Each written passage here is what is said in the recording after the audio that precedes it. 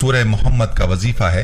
अगर आप इस तरीके पर सूरह मोहम्मद की तिलावत करते हैं जो मैं आपको बताऊंगा, तो आपकी हर परेशानी इंशाअल्लाह खत्म हो जाएगी, हर हाजत पूरी होगी और जो भी दुआ अल्लाह की जात से मांगेंगे वो दुआ पूरी होगी।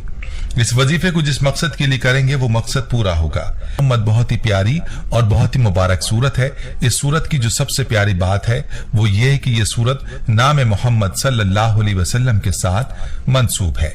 और याद रहे कि जो भी चीज नाम मोहम्मद के साथ मंसूब की जाती है बाबरकत हो जाती है, और इसी वजह से ये सूरत भी बहुत ही बाबरकत है।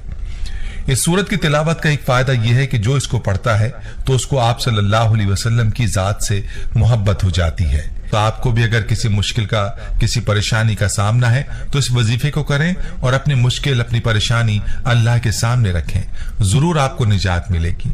वजीफा बहुत ही आसान है। आपने अव्वल व आखिर दुरूद पाक के साथ सूरह मोहम्मद की तिलावत करनी है। 1 बार करें, 3 बार या 7 बार इस सूरत की तिलावत करें और अल्लाह ताला से अपनी परेशानी और अपने मसले के लिए दुआ मांगे। रोजाना वक्त मुकर्रर करके इस अमल को करें। किसी भी वक्त आप इस अमल को कर सकते हैं और अपनी परेशानी के खात्मे की नीयत से इस अमल को तब तक जारी रखें जब तक आपकी परेशानी